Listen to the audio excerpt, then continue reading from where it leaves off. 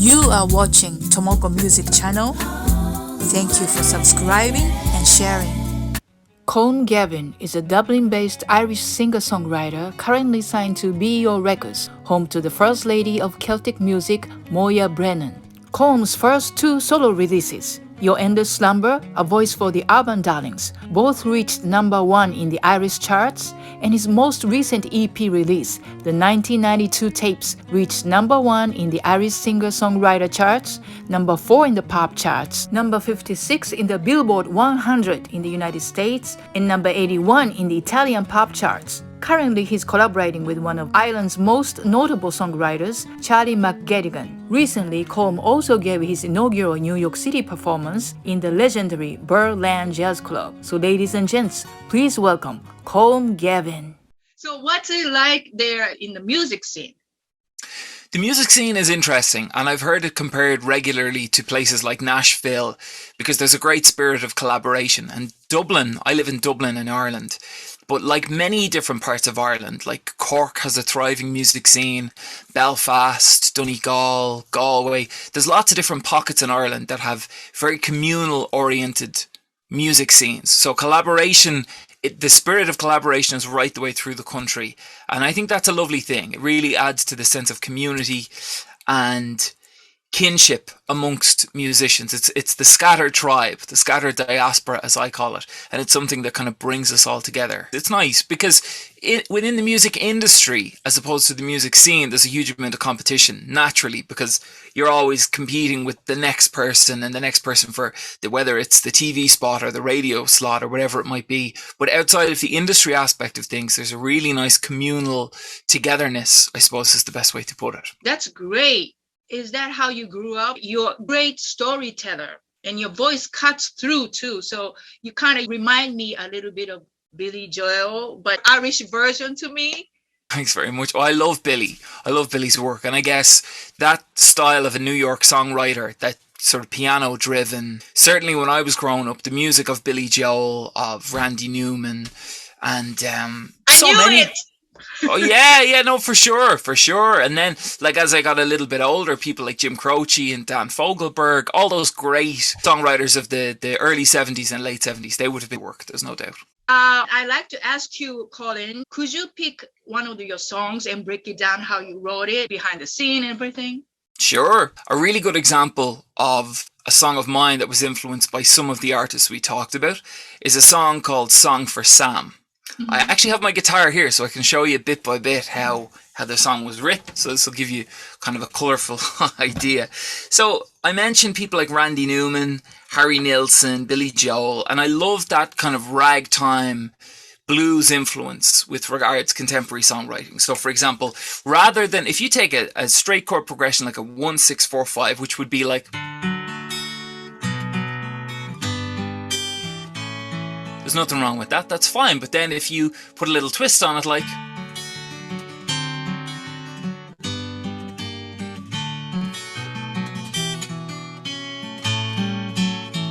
I just love those kind of bluesy dominant seven flavors in chords. So the song that I mentioned, Song for Sam, was initially written for My God Slam. But nowadays when I play it, or recently when I play it, there's a very inspiring young man, Jacob Perkins, who's suffering with very serious illness at the moment, but he's battling and he's doing well, and he's a great inspiration to a lot of us. And there are lines in the song, so I'll give you an idea of the opening line. This is like a message to a younger person, giving them wisdom or life advice. Not that I would ever claim to be any good at either of those two things. But the first line of the song is, "Little man, my wide-eyed boy, for you the whole world's new. Every day's a trip on the Ferris wheel or a picnic at the zoo. I don't know much of aeroplanes or the old man on the moon, but I can sing of all the things I've seen, and I wrote this just for you." So lines like that, or a sentiment like that, would be very similar to the kind of thing that Harry Chapin or Harry Nilsson would have written. Simple, with a very direct lyric, a very obvious pointed lyric. And not that all my lyrics are obvious, but in this instance, it's just a message to a young person and there's lots of little catchphrases like "be sure to eat your greens" and "no a thank you from a please" and stuff like that. And what I think it's always easier to write a song when you know which way your arrow is pointed. So if it's like a message to a younger person, you think, okay, well, what would I include in that message? What do I want to say? What is it that I want to get across? And then just go bit by bit. And if it's kind of like fill in the blanks. Where's your verse? Where's your chorus? Where's your middle eight? Where's your coda, end section, and all that kind of stuff. So hope that's not too boring, but that's just to give you an insight in how that was written. No, that sounds amazing. You have a godson? A godson, yeah, but not an actual son. So he's my auntie's son. His name is Sam. Yeah. Okay, so I'm waiting for the rest of the song. Okay. Well, so that's the first section. So then you got, be sure to eat your greens and know a thank you from a please. That laughter can cure a winter's cold and money never grows on trees. Each morning, go and chase the dreams you dream of every night. And no matter what you do, you'll find your mother's always right. And like the cheerful old folks say, count your blessings every day. Be kind to those that need it most, and that means everyone. Be sure to look before you leap in case your shoelace is undone. I hope you make the kind of friends that make the days go by so fast. And when the time comes, find the perfect words to ask your first true love to dance. And as the winter people say,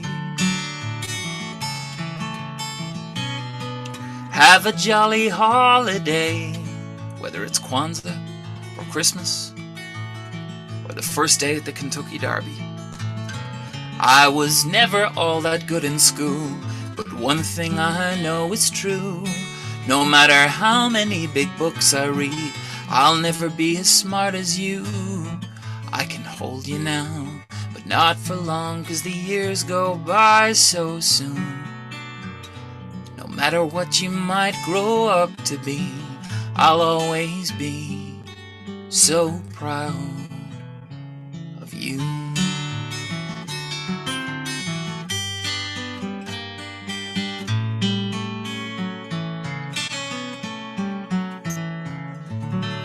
There you go.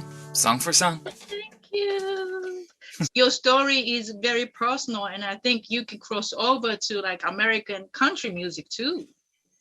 Yeah, there's definitely a little bit of that in it. And I think more often than not, with songs like that, particularly, my music gets compared to country music. And it's funny because on the new record, the 1992 tapes, there's a very heavy jazz influence. And I don't think those two worlds meet too often, but there's certainly like the whole zeitgeist of artists that I'm influenced by range from as disparate as country and Western music to the world of jazz, which I know you're very familiar with too, Tomoko. So I'm talking to the right person.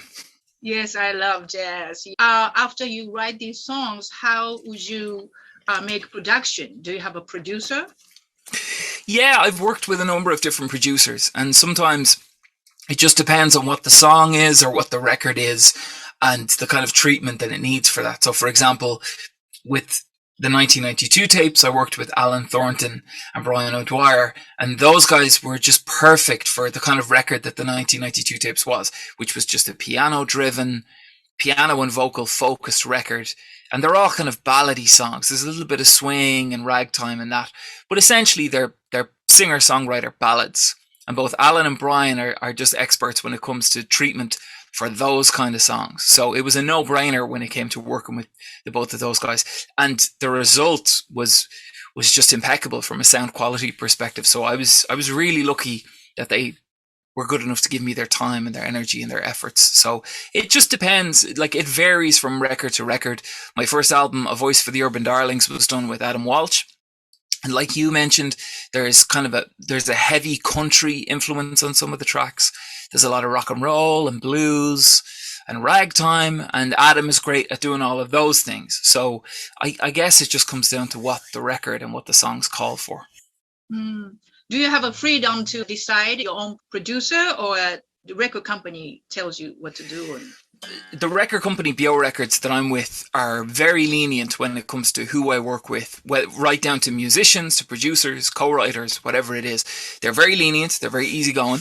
Tim Jarvis from BEO Records, when I made my first album with BEO Records, I approached him with that very question. I said, how much wiggle room do I have to make the record that I want? And he, as true as day, just said to me, you make the record and we'll put it out. He never got involved with the creative process. He never said, oh, this single and not this single. He would always lend a helpful word, but he would never interfere. He'd never say, no, you can't do this or you can't do that. I'm sure within reason. I mean, if it was a horrible record, I'm sure he'd intervene and say, okay, there's no single here or whatever. But BEO Records have been hugely supportive of my work for the past 7 years or so. And that kind of nurturing, it's what I think every artist really needs, and they've been good enough to give me that. So I've nothing but good things to say about the gang at BEO. Wow. So right now you are working with Charlie McGettigan, right? That's right. Yeah, that's right. Can we get a little bit of a sneak preview? Yeah, I'll play a little bit of something. Charlie and I have written, I'd say, about 60 songs together. And Charlie, wow, 60? Yeah, 60, yeah. Wow. Yeah, we've written quite a few. And Charlie is a wonderful guy. Charlie is one of Ireland's best songwriters. And he's probably best known. He won the Eurovision in 1994 with Paul Harrington with a song called Rock and Roll Kids, which was written by Brendan Graham. But I'll give you a little flavour of something that we're doing. This is, I'll just give you a verse or so of this. This is a kind of a jaunty song. And it's called She Lives in a Peppermint House. Charlie's brilliant with imagery. And he's very witty too. And with this, we're both big Harry Nilsson fans. And so I wanted that kind of jaunty vibe, like something you could get in a cartoon. And this is called She Lives in a Peppermint House.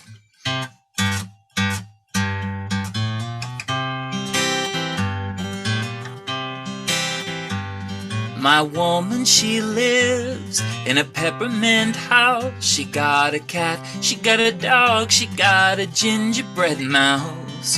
Her grandpa smokes a big chocolate cigar. Oh, but she loves to play ragtime music in her bubblegum car. They say she's crazy, they say she's mad, they say she's lazy, they say she's bad. She drinks tango juice in every bar. Oh, but she loves to play ragtime music in her bubblegum car. So that's a little flavour of that one. I love it. Thank you very much. I love it. That sounds like a hit, though. Oh, thank you very much. We've got a couple of different songs that we're working on as singles, and that's one that I can imagine with quite a broad instrumentation. So I would love to get it. Oh, that's very kind of you. Thank you. You're welcome. So, any advice to up and coming folk singer-songwriters? I would say inspiration is great, but it isn't always there. You have to make the appointment with your work every day. Whether it's 5 days a week, you have to treat it like a job. So when someone calls themselves a songwriter, you have to ask yourself, well, what gives me the right to call myself that? Because if you only write when you feel like it, then it's not your job. You can't give yourself that title, or you shouldn't. It's like, I like to make spaghetti, but I wouldn't call myself a chef. You know what I mean? So you have to know the difference between the two. And then also, you can't hit a target that you can't see. If you know what it is that you're going for, it's a hell of a lot easier than taking a few wrong turns and then finding the 15 years pass and you didn't get what it was that you wanted. So if you can see it in your mind, you can hold it in your hand. And you can't hit a target that you can't see. So try and be as focused and disciplined as possible, and at the same time know what it is that you're going for, and then the road will reveal itself if you're doing all the right things. That's right. I heard that when Babyface was coming out, he was making 20 songs a week or more. Really? Wow, it's incredible. Well, it was awesome talking to you, Colin. Thank you so much. Yeah, you too. You too, Tomoko. Thank you so much for your time. Really appreciate it. And until we speak again, sayonara. Thank you so much. Slán Lat, as we say in Ireland. Take care. Say it again. Slán Lat. That's goodbye Slán in Lat. Ireland. Yeah. Okay, thank you, Colin. Thank you so much. Don't forget to click subscribe and hit the bell to get notified about new videos of Songwriters Room or my new music or Japanese series. Thank you for watching. Arigato. Sayonara.